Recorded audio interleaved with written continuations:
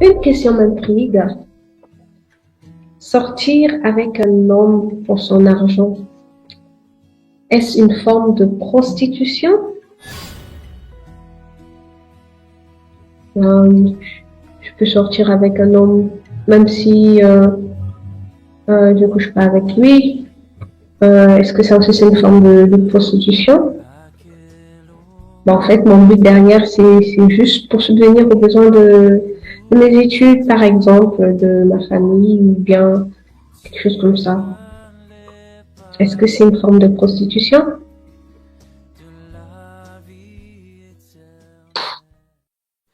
Eh bien, bonjour à tous chers amis internautes, je suis Anisa, votre conseillère, et je suis ravie et très honorée de vous répondre encore ce matin.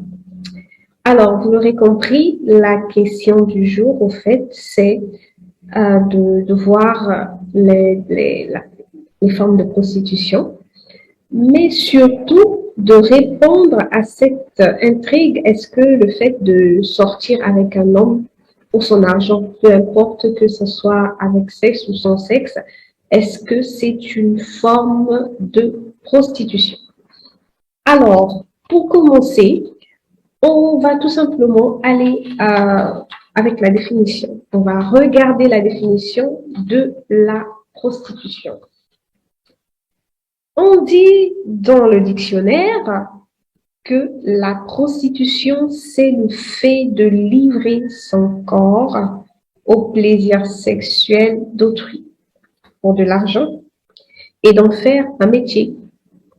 Oui, lorsque tu livres ton corps au plaisir sexuel d'autrui pour de l'argent, c'est de la prostitution. Ou alors, tu vas un peu plus loin, c'est-à-dire, tu le fais tout le temps et ça, c'est devenu comme ton métier. Livrer ton corps pour de l'argent, c'est de la prostitution. Alors, j'aime bien une autre définition que je vais vous lire aussi. La prostitution, c'est un système commercial dont le but est d'offrir aux hommes du sexe sans obligation ni responsabilité. Donc, vendre son corps en partie ou totalité à un homme qui n'est rien pour elle. C'est-à-dire, les objectifs, en fait, on ne le considère pas puisqu'on est avec lui juste pour son argent. Oui, vous l'avez compris, c'est assez clair en fait. Donc, au travers de ces définitions-là, on comprend tout simplement que la prostitution va bien plus loin que ce qu'on croit. Oui, on dit que seules celles qui sont peut-être dans des maisons de bordel ou celles qui ont bien fait des affiches pour dire, voilà, tu sors avec moi, tu couches avec moi et voici mes tarifs, ou celles qui, dans certains pays, et même ici en Afrique, au Sénégal aussi, qui déambulent dans les routes, voilà, vêtues d'une certaine façon, et tu couches avec elles, et elles te donnent, tu leur payes en fait, tu leur payes en fonction des tarifs qu'elles vont te proposer. Les gens voient ça, oui, c'est de la prostitution, mais la prostitution va encore bien plus loin. Lorsque tu es une maîtresse, la maîtresse d'un homme marié, c'est de la prostitution. Parce que qu'est-ce qui te pousse à être la maîtresse d'un homme? C'est parce que tu veux son argent derrière, tu veux qu'il prenne soin de tes besoins. En fait, tu te vends à lui. Et là, c'est de la prostitution.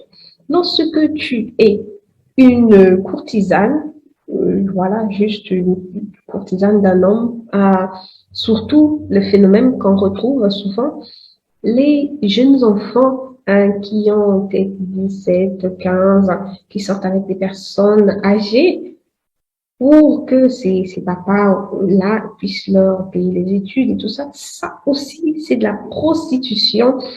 Et le papa, il est plus condamnable que la petite fille parce qu'elle est plus jeune et en fonction de certains pays, il y a un âge voilà, où la victime, c'est-à-dire la fille, a est en mesure de donner son consentement. Voilà, en fait, il y a quelque chose comme ça, selon les lois, qui voit un peu l'âge de la victime, même si c'est elle qui a livré son corps et qui est allée vers le papa.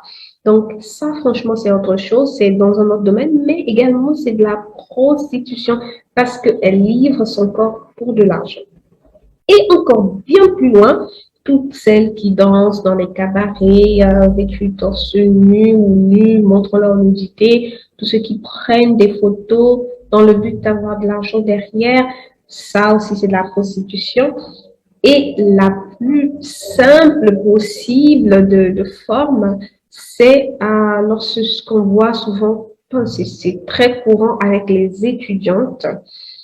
Oui, elles peuvent avoir deux ou trois copains comme ça parce que un tel va leur donner de l'argent pour payer leurs études. Les parents n'ont pas assez de moyens. Ou alors, ben, elles filtrent carrément les personnes avec qui elles vont sortir pour ne choisir que celles qui ont ceux qui ont assez de moyens. Ça aussi, c'est une forme de prostitution parce que le but derrière, ce n'est pas forcément qu'ils aiment la personne, c'est pas, même s'il n'y a pas eu sexe avec, c'est-à-dire qu'ils sont sortis juste, mais le but derrière, c'est-à-dire, c'est le fait que après, il y aura une récompense derrière le fait qu'ils seront en fait appelés leurs petits copains ou leurs petites copines. Voilà. C'est une forme de prostitution. Ouf, ça en fait un long chemin. Et ça peut-être, ça peut intriguer beaucoup. Ben, je sais pas. C'est si tu me regardes et que tu te retrouves dans l'un de ces cas, peut-être que ça te met dans tous tes états, peut-être que ça te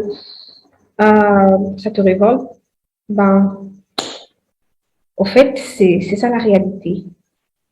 Et vous, dites-moi en commentaire qu'est-ce que vous en pensez par rapport à ça. Mais sinon, pour toutes celles qui se retrouvent dans ce cas, alors, j'aimerais vous encourager, vraiment, j'aimerais vous encourager. Je sais que les raisons qui poussent généralement la prostitution ou se livrer à un homme pour de l'argent sont beaucoup psychologiques et matérielles. En fait, vous êtes vulnérable parce que soit vous êtes dans une situation précaire de pauvreté ou quelque chose comme ça, ou alors psychologique parce que au fait, vous dites au fait la meilleure façon de gagner de l'argent assez rapidement, peut-être, c'est en se livrant à un homme et d'avoir un retour derrière. C'est assez psychologique. Et une autre raison aussi, assez psychologique aussi, c'est lorsque, par exemple, dans votre enfance, par exemple, vous avez subi un abus sexuel ou quelque chose qui vous a traumatisé sexuellement et vous dites au fait que vous ne servez plus à rien que d'être un objet. Et là, c'est vraiment aussi psychologique et ça peut être une des raisons qui vous pousse à cela. Et vraiment, il y a les raisons sont variées, mais elles sont beaucoup plus d'ordre matériel, psychologique, voilà, qui poussent souvent à de tels agissements, que ce soit pour les autres types de prostitution dont on connaît et les prostitutions que je viens, les cas de prostitution que je viens de citer. Et oui, en voyant ces causes-là, on comprend évidemment qu'au fait, il y a une vulnérabilité derrière. Il y a une vulnérabilité derrière. Et nous, en tant que personne de votre entourage, en tant que personne qui, c'est-à-dire si tu vois en tant que quelqu'un de l'entourage de cette fille, si tu connais cette fille qui, voilà, se livre à des hommes ou à plusieurs copains, en tant que copine, si tu vois une de tes copines qui se livre à plusieurs copains, copines, pour de l'argent, pour, voilà, gagner de l'argent derrière, on a le devoir, nous, qui vous regardons, on a le devoir, au fait, de vous encourager vraiment à vous faire comprendre déjà dans votre mental que vous avez de la valeur. Vous avez de la valeur. Vous n'êtes pas un objet parce que on ne peut pas vous échanger le fait de vouloir vendre ou vouloir se livrer contre de l'argent, contre une récompense derrière. C'est au fait se considérer comme un objet. Mais ce n'est pas le cas pour vous. Vous êtes une belle créature que Dieu a faite, c'est très joli et on rend gloire à Dieu pour ça. Mais vous n'êtes pas un objet, je vous en supplie. Vous n'êtes pas un objet. Et toutes celles ou ceux qui m'écoutent, qui sont de l'entourage de ces filles-là, merci de les encourager et de toujours leur faire comprendre qu'elles ne sont pas des objets. Elles ne sont pas des objets à vendre, elles ont de la valeur. Elles ont de la valeur pour les autres dans la société et encore bien plus pour Dieu. Donc, il faut que vous compreniez ça dans votre tête. Et à nous, parents, amis, connaissances, nous allons nous encourager dans ce sens, c'est-à-dire à changer cette mentalité, mais aussi, puisque pour certaines raisons, vous vous livrez parce que vous avez besoin d'argent ou quelque chose comme ça, il y a bien d'autres façons de pouvoir gagner de l'argent. Il n'y a pas que le fait de sortir avec un homme en tant qu'étudiant pour avoir de l'argent. Il y a bien d'autres façons. Et si vous voulez en savoir plus sur ces autres moyens pour gagner de l'argent ou pour avoir un travail décent, c'est vrai que le monde du travail actuellement est assez compliqué et beaucoup peut-être pensent que c'est la vie facile de faire ça, mais nous vous encourageons et nous vous disons qu'il y a bien d'autres moyens. Vous pouvez nous écrire et nous allons, selon votre profil, essayer de vous orienter, vous trouver au fait les différentes méthodes que vous pouvez avoir, que vous pouvez utiliser pour pouvoir avoir de quoi payer vos études, pour avoir de quoi subvenir à vos besoins personnels et autres. Mais ne vous dites pas que vous êtes un objet, ne vous dites pas que c'est la meilleure façon de gagner de l'argent parce que vous avez de la valeur aux yeux de Dieu. Vous avez vraiment de la valeur aux yeux de Dieu. Ne vous dévalorisez pas ainsi. Et à toutes ces personnes, donc je prends d'abord des personnes, ces hommes qui vont vers ces prostituées, au fait, vous êtes carrément condamnables. Et oui, les gens diront que oui, pourquoi je condamne pas les prostituées, je condamne plus les hommes.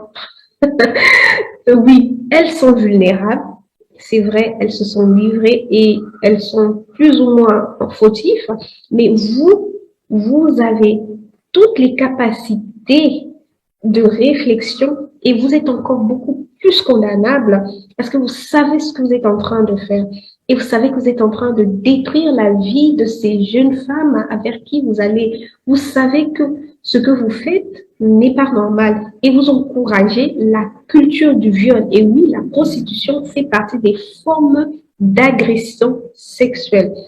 Alors vous, messieurs, qui allez vers ces concubines, ces maisons de bordel et tout ça, vous, je vous en conjure, je vous en supplie, arrêtez ça. C'est vraiment détruire la vie des créatures que Dieu a mis sur la terre. Vous êtes en train de les détruire, vous êtes en train de davantage les démolir. Et pour ceux qui s'adonnent, c'est-à-dire qui peut-être se disent, comme pour le cas de prostitution que j'ai pris, c'est-à-dire vous sortez avec une jeune fille, même s'il y a unisexe ou pas, et vous dites au fait, pour moi je l'aimais, mais elle, c'est son but derrière, c'était peut-être de l'argent. Vous allez peut-être dire, ok, moi je ne savais pas que elle se livrait à moi comme ça à cause de mon argent. Oui, à vous également, je parle. Et j'encourage tous les frères, tous les hommes vraiment à prendre le temps, c'est-à-dire de bien discerner, de discerner en fait les personnes avec qui vous allez avoir un bout de chemin ensemble et de ne pas considérer des filles comme des temps, c'est-à-dire un temps pour pavaner de plaisir ou c'est-à-dire vous faire, voilà, satisfaire vos besoins. Mais ce sont des créatures que Dieu, comme je répète, ce sont des créatures de Dieu et vous êtes en train de les détruire. Donc, en vous livrant à elles, ce sont des personnes qui sont très vulnérables psychologiquement, très vulnérables. Elles se sentent en position de faiblesse, elles ont une mauvaise estime de soi et en vous livrant à elles comme ça, vous ne les aidez pas. Vous êtes en train de continuer à les détruire et aussi vous ne vous aidez pas vous-même parce que ce que vous êtes en train de faire aujourd'hui, ça va se répercuter sur vos enfants. oui, sur vos enfants, sur les enfants de vos enfants, voilà, parce que vous serez allié à une personne qui a des problèmes, que ce soit psychologique, que ce soit euh, d'estime de soi, mais aussi parfois ces personnes, ces jeunes filles vers qui vous vous livrez, qui ont ces genres de problèmes de vulnérabilité, elles ont aussi parfois des problèmes spirituels et vous adonnez à elles, voilà, vous liez à une certaine forme de spiritualité et franchement, ce n'est pas bien également pour vous. Donc, je vous encourage à faire attention, à prendre le temps de discerner, changer vos mentalités. Les filles ne sont pas des objets, ne sont pas des temps c'est-à-dire des temps de plaisir. Les filles sont des personnes, des créatures de Dieu, et il faut que vous puissiez, c'est-à-dire en allant vers eux, penser à cela, et ça va vous encourager plutôt que de faire un petit temps de concubinage, de copinage, je ne sais quoi, mais à se dire, OK, je vais aller vers cette personne, c'est une créature que Dieu a fait, c'est une personne qui a de la valeur aux yeux de Dieu, je dois la considérer à sa juste valeur. Et donc, si je vais vers elle, c'est pour un but de l'honorer, un but après de montrer la valeur qu'elle a en fait aux yeux de Dieu et aux yeux de sa famille. Vraiment, c'est en cela que j'aimerais encourager tout un chacun. Et par-dessus tout, j'aimerais vraiment, voilà, encourager dans le sens où, oui, c'est quelque chose que la société peut-être condamne. On voit dans la parole de Dieu, il y a eu beaucoup de cas où voilà, on a condamné la prostitution, surtout dans la Bible, surtout dans l'Ancien Testament, condamné beaucoup les prostituées. Quand on voit dans Osée 4, 11 à 14, Ézéchiel 16, 15, 23 à 20, Joël 3, verset 3, on voit vraiment qu'il y a eu beaucoup de condamnations vis-à-vis des prostituées. Et même aussi, ça s'est vu au fait dans le temps de Jésus, c'est-à-dire dans le Nouveau Testament, dans Matthieu 21, 31 et dans Luc 7, 37. En fait, ce sont des cas où il y a eu vraiment beaucoup de condamnations à l'égard de ces jeunes filles. Mais la réaction de Jésus, vraiment, c'est vraiment la bonne. Alors, Dieu est toujours prêt à pardonner. Dieu est toujours prêt à vous pardonner. Oui, c'est mal. Oui, vous avez fait une faute. Mais il ne faut pas se dire que vous avez fait une plus grosse faute que celui qui a, je ne sais quoi, qui a menti, par exemple. Tous les deux sont mal aux yeux de Dieu. Tous les deux sont péchés aux yeux de Dieu. Et un péché, c'est, en fait, péché, c'est pas grand ou petit. Péché reste péché. Un péché, c'est une dette envers Dieu. Quand on pêche, on doit Dieu. Et tout le monde, tous sur la terre ne sont pécheurs. Nous sommes des débiteurs envers Dieu. Voilà. Mais le Dieu est prêt et disposé à toujours nous pardonner. Et son pardon est disponible grâce à Jésus-Christ qui, lui, parce qu'il a remarqué que tous nous avons l'incapacité de payer cette dette envers Dieu, il a acheté ce pardon pour nous. Il s'est livré à la croix pour que nous puissions être pardonnés. Il s'est livré à la croix pour tous ceux qui veulent bien croire en lui, croire en son sacrifice, croire à sa rédemption, croire vraiment à son œuvre. Tous ceux qui veulent croire en son nom, le pardon est disponible. Et donc, pour vous, mes chères sœurs, mes chères jeunes filles, mes chères jeunes mamans, le pardon de Dieu est disponible. Il suffit tout simplement de vous repentir, de reconnaître que vous avez fait une fausse route, que vous avez manqué des objectifs pour lesquels Dieu vous a mis sur la terre parce que véritablement, il vous a créé une très belle créature et vous avez de la valeur à ses yeux. Et en vous livrant ainsi, vous avez livré votre corps qui est précieux pour lui, vous êtes dévalorisé, vous avez dévalorisé le don qu'il vous a donné, vous avez péché. Mais Dieu est disposé à vous pardonner. Il faut vous repentir sincèrement, demander pardon à Dieu et laissez-lui changer votre mentalité plutôt, votre vulnérabilité, afin que vous puissiez aller de l'avant, afin que vous puissiez voir les choses avec le regard de Dieu, voir comment Dieu vous voit, voir comment vous avez de la valeur à ses yeux. Voilà, je vous encourage encore ce matin, je vous encourage toutes. Que Dieu vous bénisse et on se dit à bientôt pour une autre question dans notre émission, une question d'intrigue. Bye.